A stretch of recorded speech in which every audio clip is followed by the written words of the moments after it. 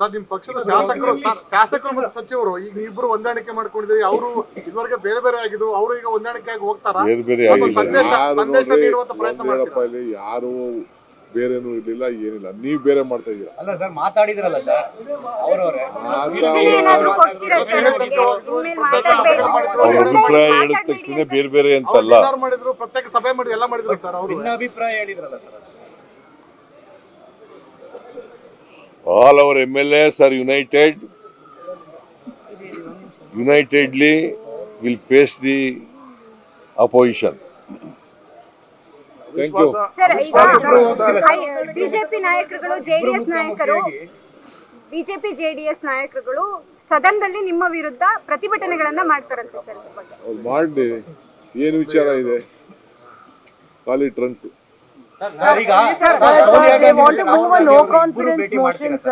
ಇಬ್ರು ಸಮಯ ಸಿಕ್ಕಿದ್ರೆ ಅವ್ರು ಕರಿಬೇಕು. ನಮ್ಮ ಯಾವಾಗಲೂ ಇರ್ತದೆ, ಯಾವಾಗಲೂ. There were no differences. Myself and D.K. Shivakumar, we were united. We unitedly run the government. In the future also, we will run the government unitedly. ಸಚಿವ ಸಂಪುಟ ಪುನರಚನೆ ಮಾಡಬೇಕು ಅಂತ ಹೇಳಿದ್ರಿ. ಸಚಿವ ಸಂಪುಟ ಪುನರಚನೆ ಮಾಡಬೇಕು ಅಂತ ಹೇಳಿದ್ರಿ 2.5 ವರ್ಷದ ಬಳಿಕ. See, High Command has to take a decision on this.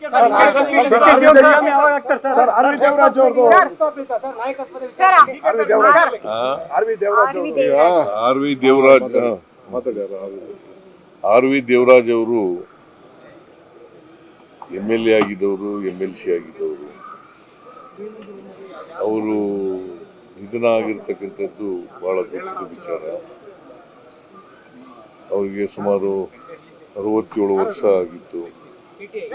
ಪಾಪ ಚಾಮುಂಡಿ ಬೆಟ್ಟ ದರ್ಶನಕ್ಕೆ ಹೋಗ್ತಾ ಇದ್ರು, ಚಾಮುಂಡೇಶ್ವರಿ ದರ್ಶನಕ್ಕೆ ಹೋಗ್ತಾ ಇದ್ರು. ಆ ಸಂದರ್ಭದಲ್ಲಿ ಅವರು ಹೃದಯಘಾತಕ್ಕೆ ಒಳಗಾಗಿರ್ತಕ್ಕಂಥದ್ದು ಬಹಳ ನೋವಿನ ಸಂಗತಿ. ನಾಳೆ ಅವರು ಹುಟ್ಟಿದಪ್ಪ, ಅದಕ್ಕೋಸ್ಕರ ಇವತ್ತೇ ಇರಬೇಕು ಅನ್ನೋ ಹುಟ್ಟಿದ ಹಬ್ಬದಕ್ಕೋಸ್ಕರವಾಗಿ ಚಾಮುಂಡೇಶ್ವರಿ ದೇವಿಯನ್ನ ದರ್ಶನ ಮಾಡಲಿಕ್ಕೆ ಹೋಗ್ತಾ ಇದ್ರು, ಪೂಜೆ ಮಾಡಿಸ್ಲಿಕ್ಕೆ. ಆ ಸಂದರ್ಭದಲ್ಲಿ ಮೈಸೂರಿನಲ್ಲಿ ನಿಧನರಾಗಿರ್ತಕ್ಕಂಥದ್ದು ಬಹಳ ನೋವಿನ ಸಂಗತಿ.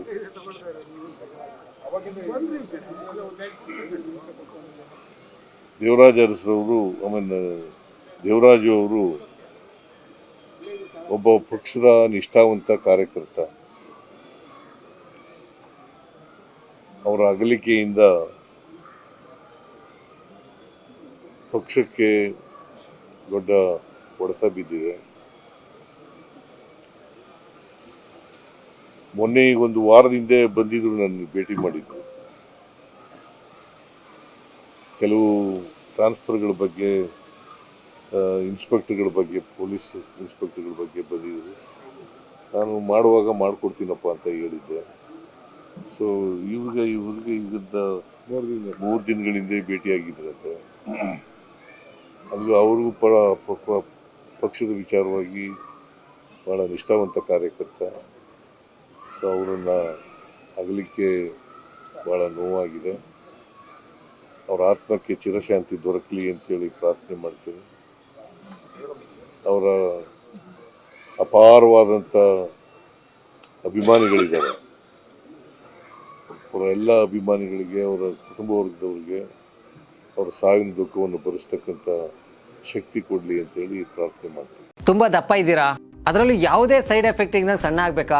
ಎಷ್ಟೋ ಜನ ಹೇಳ್ತಾ ಇದ್ರಿ, ಸರ್ ನಾನು ಜಿಮ್ಗೆ ಹೋಗ್ತಾ ಇದ್ದೀನಿ ಆದ್ರೂ ಸಣ್ಣ ಆಗ್ತಾ ಇಲ್ಲ ಸರ್, ವರ್ಕೌಟ್ ಮಾಡ್ತಾ ಇದ್ದೀನಿ ಆದ್ರೂ ಸಣ್ಣ ಆಗ್ತಾ ಇಲ್ಲ ಅಂತ ಹೇಳ್ತಾ ಇದ್ರಲ್ಲ. 100% ಯಾವ ಜಿಮ್ಗೂ ಹೋಗ್ದಂಗೆ, ವರ್ಕೌಟು ಮಾಡ್ದಂಗೆ ನೀವು ಸಣ್ಣ ಆಗ್ಬೋದು. ಪ್ರತಿದಿನ ಬೆಳಿಗ್ಗೆ ಸಂಜೆ 2 ಟೈಮ್ ನಮ್ಮ ಜೀನಿ ಸ್ಲಿಮ್ನ ಯೂಸ್ ಮಾಡಿ ಯಾವುದೇ ಸೈಡ್ ಎಫೆಕ್ಟ್ ಇಲ್ದಂಗೆ ನೀವು ಸಣ್ಣ ಆಗ್ತೀರಾ. ಯಾಕೆಂದ್ರೆ ಜೀನಿ ಸ್ಲಿಮ್ಮು ಒಂದು ಉತ್ತಮ ಆಹಾರ. ನಿಮಗೆ ಮಾಧ್ಯಮದಲ್ಲಿ ಕೆಲಸ ಮಾಡುವ ಆಸಕ್ತಿ ಇದೆಯಾ? ಹಾಗಾದ್ರೆ ಕರ್ನಾಟಕ ಟಿವಿ ಡಿಜಿಟಲ್ ಮೀಡಿಯಾದಲ್ಲಿದೆ ನಿಮಗೆ ಒಳ್ಳೆಯ ಅವಕಾಶ.